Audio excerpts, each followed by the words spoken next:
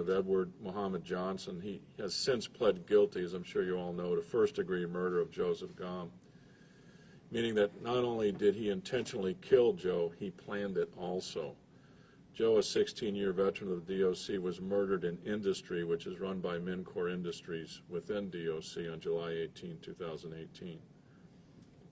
Joe was an employee of the DOC, not Mincor. Guy Wicklander, who was almost killed at OPH, that's Oak Park Heights in 1999, was an employee of Mincor, not the DOC. I am here as I was in August of 2018 with Joe's sisters Audrey Cohn and Angela Wood and their husbands Chris Cohn and Dave Wood. In October of 2018, a legislator whom I have known for a long time, a member of the Minnesota House, approached me with this idea. This was just a few months after Joe was killed.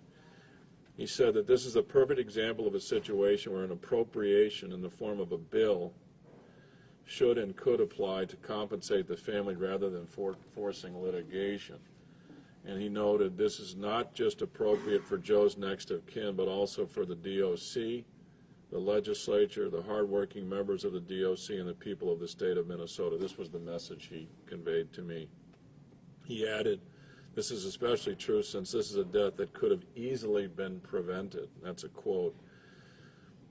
I would note as an aside that this legislator is an attorney.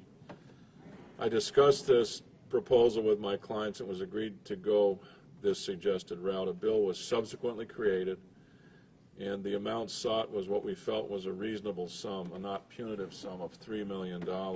I would note that this figure is 1/9 of what the city of Minneapolis has agreed to pay the next of kin of George Floyd. Here we are now 2.5 years later, and we cannot get a straight answer as to what is going on with this bill. The statute of limitations for wrongful death runs out in approximately 2 months. As such, we will have no choice but to litigate in the event the legislature does not move forward with this.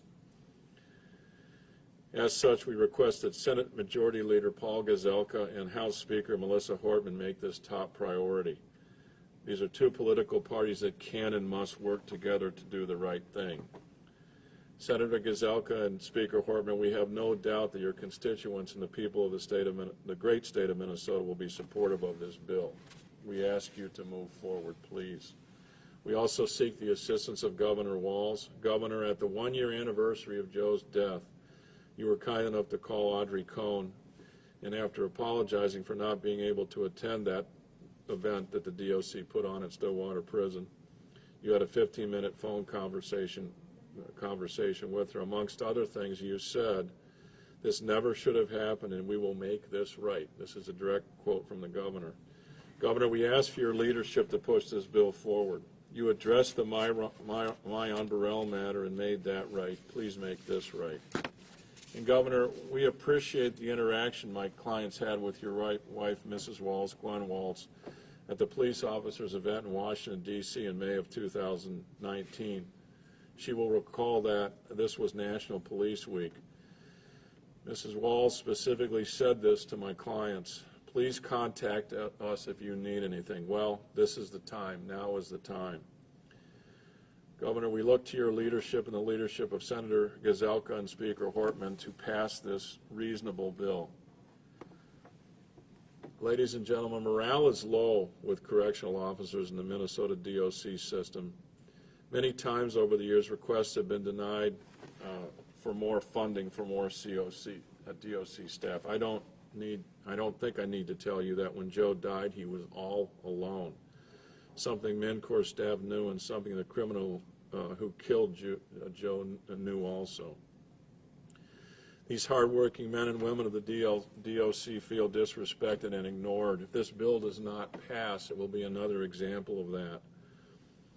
Approving this bill will go a long way towards showing them you care. I would note that my clients plan to use a portion of the proceeds of this bill to finance a fund for the families of COs who are victims of assaultive conduct by inmates. Joe's mother, Gloria, is in ill health. Her son was not just assaulted about the head. The assault was so bad that Joe's face was not even recognizable. That's how bad this assault was.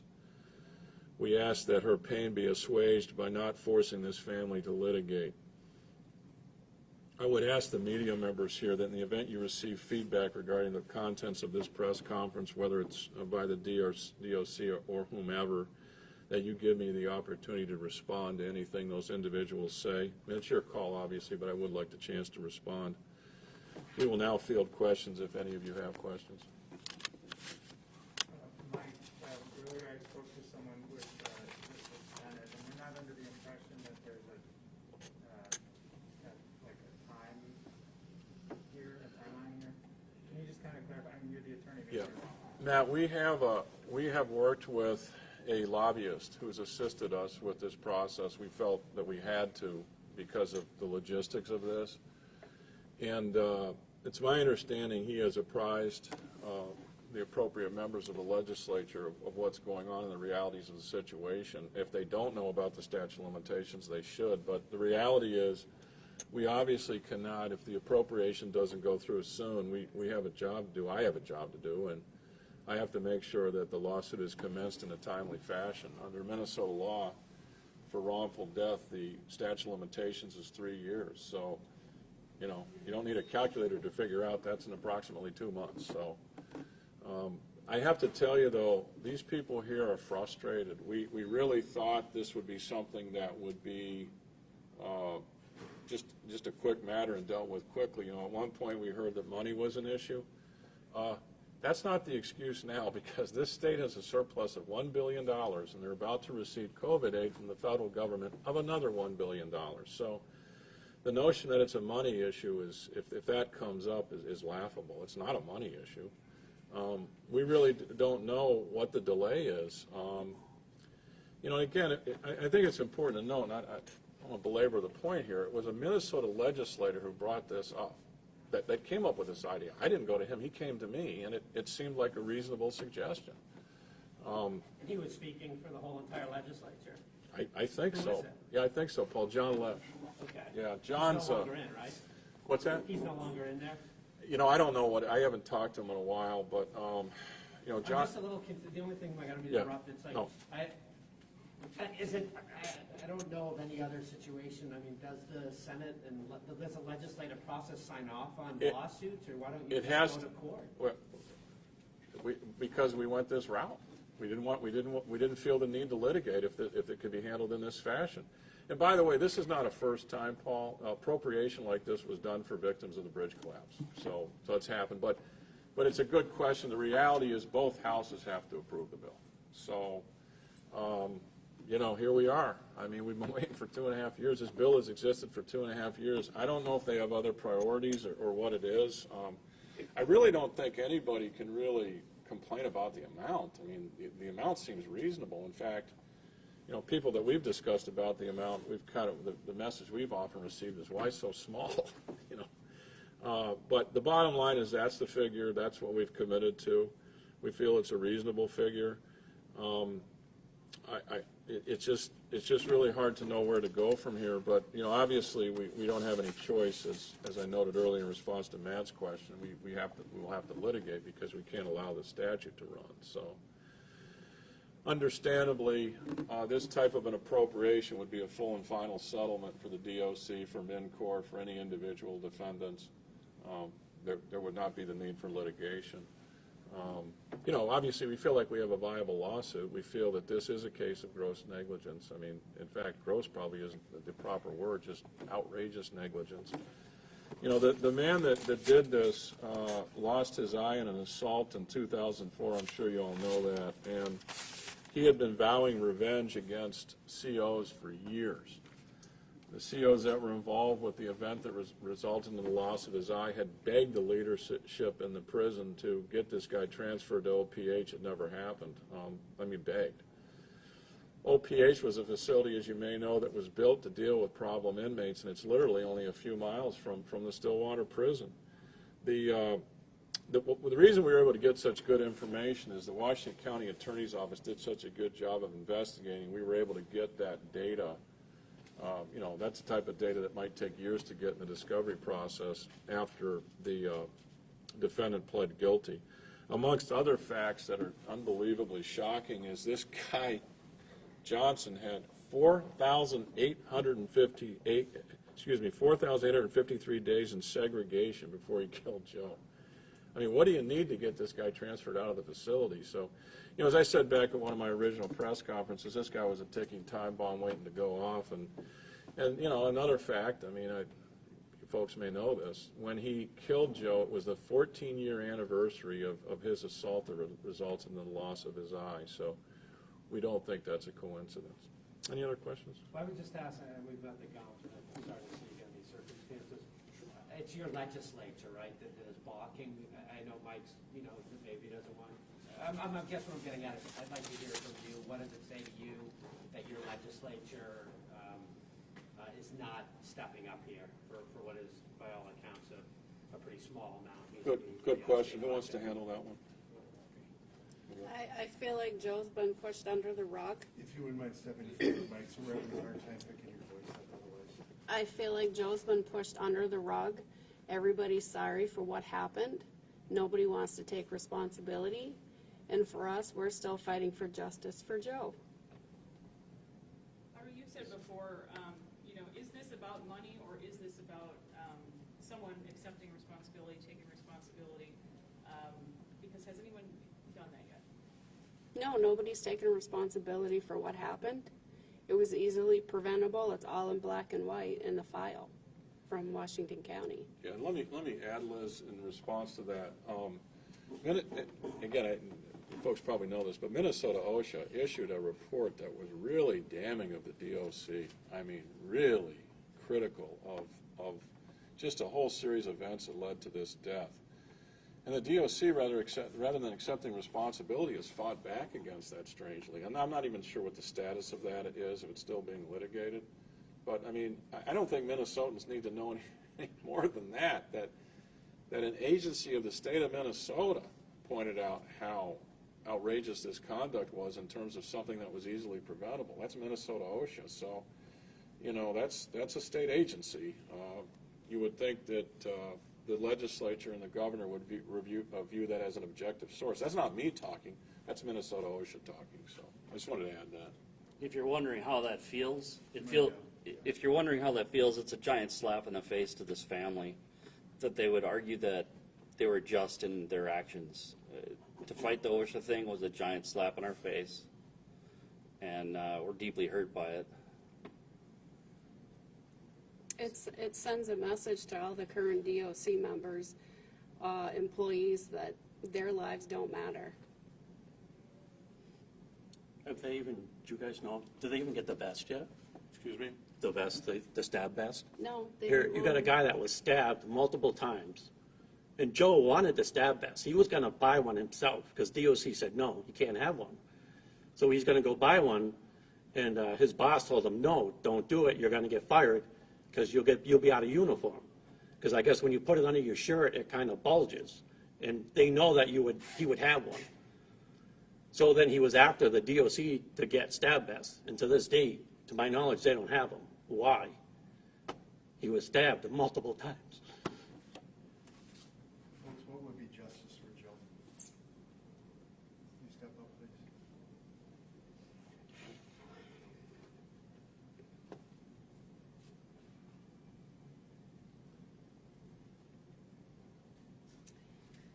For somebody to finally admit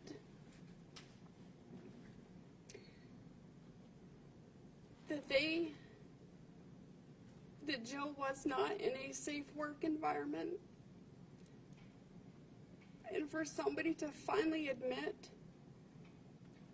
that somebody didn't do their job and it cost Joe to lose his life. And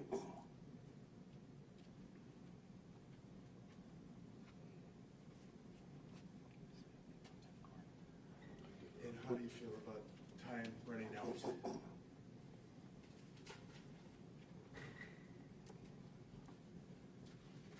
I mean, that's hard. That's frustration. You know, come on. Almost 3 years, you know, we just keep getting the pushback, you know. We didn't fill out the paperwork right or something the first time. And okay, we understand the second time COVID hit, you know, we understand that, but it's like, come on, you know.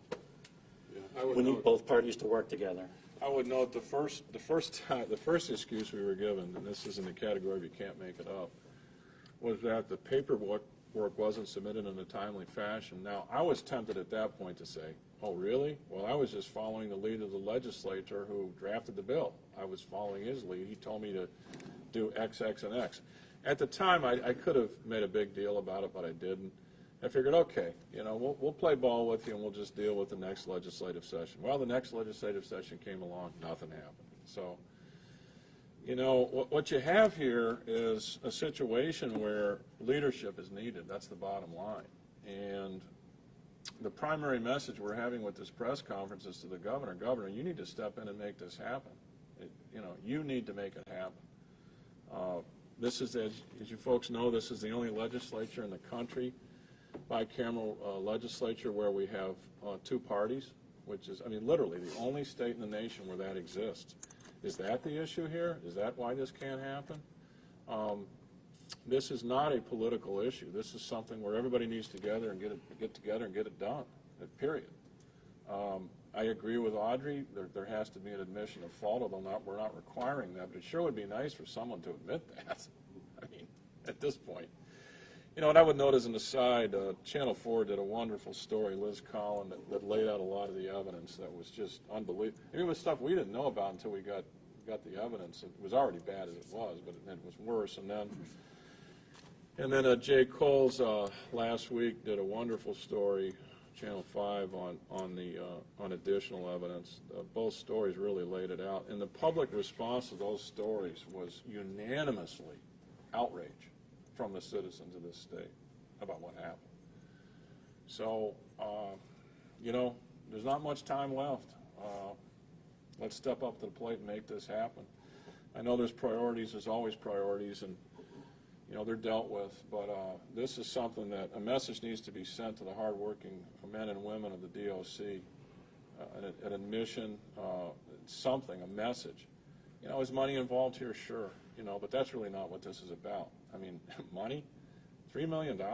Is someone going to complain about that? If you have a calculator, that's 1/9 of what the city of Minneapolis agreed to pay the family of George Floyd. And by the way, we don't have a problem with that. They can do what they want, but 1/9 for a man who was brutally murdered? And, George Floyd was murdered also. A Minnesota jury has answered that question. This was a murder also. It was a planned murder. The death of George Floyd was an unintentional taking of life. The death of Joe Gam was an intentional, premeditated taking of life. And we can't get, they can't get together and come up with an appropriation for a sum of $3 million, which I don't think anybody can claim is an unfair sum of money. So, here we are. Can I add on that?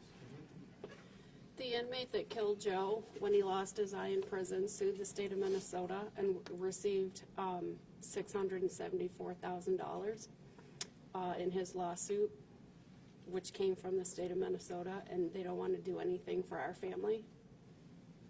Where's the justice there? Mike, could you explain the wrongful death lawsuit? How much money would you be requesting? I'm just curious, would that be $3 million or $15 million? No, hell no. We would ask for a larger sum. And what is that sum? Oh, we don't know. I can't tell you, Mary. That's something I'd have to do. When you commence a lawsuit under Minnesota law, our only requirement is to say the sum is in excess of $50,000. In fact, it would be inappropriate and illegal for me to know the specific dollar amount in the lawsuit. So all you can say is in excess of 50. That's not something we've really discussed, and it's probably not something we would talk about until the lawsuit was commenced. But I don't know. That's the other reason. And here's the I think significant point. When Lesh brought this up, Lesh wasn't just throwing this family a bone. Lesh was speaking as a state legislator what he felt was something that was appropriate for the DOC, appropriate for the legislature, appropriate for the people of the state of Minnesota, to not litigate this case and not have to go into further detail about how the ball was dropped and how this poor man was horribly killed. So, and Lesh made that clear to me. It wasn't just, certainly that was a factor, doing what was right for the family, but there were many other factors that were involved, and I think they were all factors that made sense to me. And I went to my clients and explained the proposal, and Wes seemed to be of the opinion that this is something that would pass through without a great deal of trouble. Here we are 2.5 years later, so. I just want to comment one thing about the appropriation, what it means to the family. In the past 3 years, we have not, as a family, ever been allowed to heal. We can't talk about this. We can't move on with our lives. This isn't over. Joe might be buried over in Roseville, but this is not over for us until it's done. And it's not done, and we've been struggling along for 3 years now. It's very hard on this family to relive this every day of our lives. It's not easy. Joe's case also goes far beyond a workers' comp case. Joe didn't go to work. He didn't have a medical issue that caused him to lose his life. He was brutally beaten beyond recognition. And the state of Minnesota wants to say that because my mother received a $60,000 workers' comp death benefit, that it's all over with. To me, it's clear that this goes above and beyond any workers' comp case in anywhere.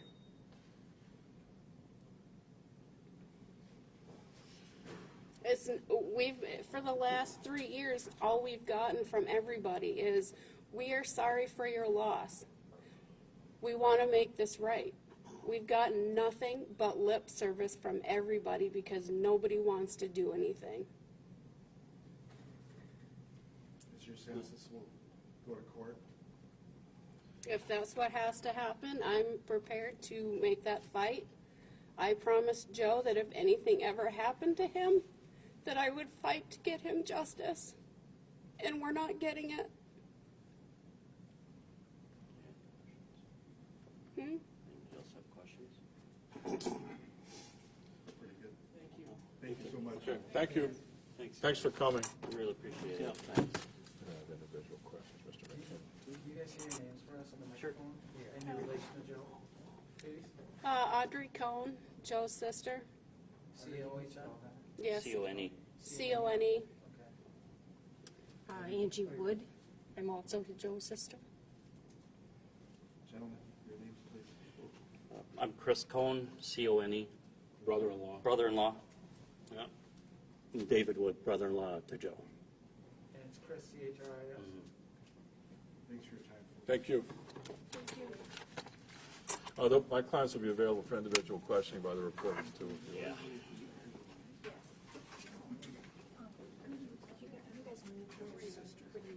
Absolutely. And how about Andrea? They're still there.